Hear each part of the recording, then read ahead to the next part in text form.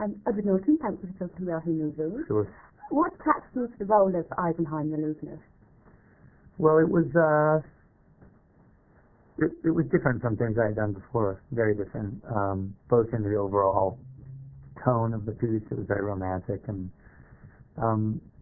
but it was also, there was an aspect of the role that was going to demand these performances. You know, there was and whose performances are supposed to be incredibly compelling. So that seemed pretty challenging to me. Did you ever have any desire to sing when you were younger? No, I wasn't one of those kids with a little top hat, and it wasn't my thing. But I certainly, in later life, I did come to appreciate.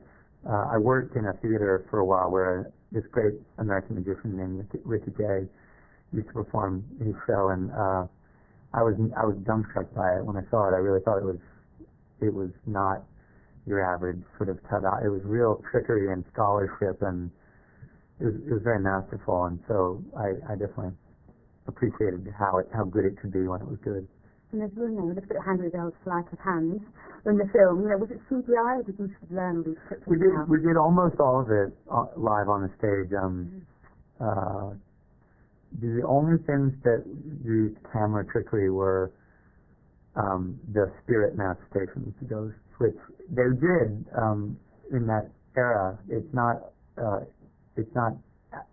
anachronistic to that time, but the way that they did it required darkening the theater to an almost black stage, and obviously we couldn't do that in film, so we had to come up with a way of shooting that one a little bit.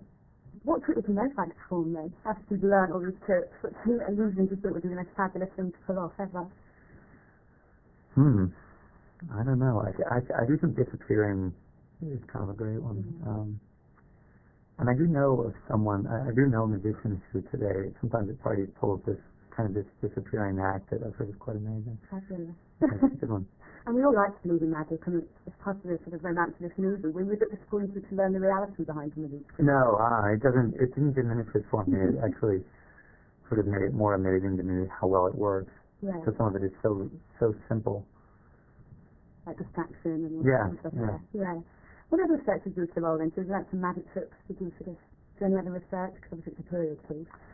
Well, we looked into a little bit what was going on in Austria-Hungary at the time, the tensions of class and, the political tensions between monarchists and, new Republican movements, things like that. But mostly, for me, it was about the magic. I read that you like working with all the factors like your co-star, Rufus Phil. Why do you like Rufus so much? Well, let's see, who have I gotten? I mean, I really... I got to work with Rufus and Eddie Marsan on this film, which was wonderful. And I got to work with David Sulis and Jeremy Irons on another film, which was great fun. I don't know. They all got great stories. Not that they're such great actors, but out for pints afterwards, they're the best. Most important. Yeah. Obviously, your Yahoo movies are online. So how do you think the internet has changed the film industry over the years? That's interesting. Well, certainly it's easier to get tickets. I think that I think it's that ease of access to seeing what's on, seeing what's out there, going to watch the trailers online. It's nice. I'm not quite as fond of all the. It's not just the internet that's doing this; it's DVDs and things too. But all the behind the scenes proliferation. Somehow to me that takes away. That's like letting people see the trick before they watch the film, and I'm not a big fan of that. But I think that it's and it's become a forum for people to talk about films that helps evade the stranglehold critics have on opinionating about films. Yeah. It's good too. Well, thanks for coming to me. Sure, pleasure. Good luck with the film. Thanks.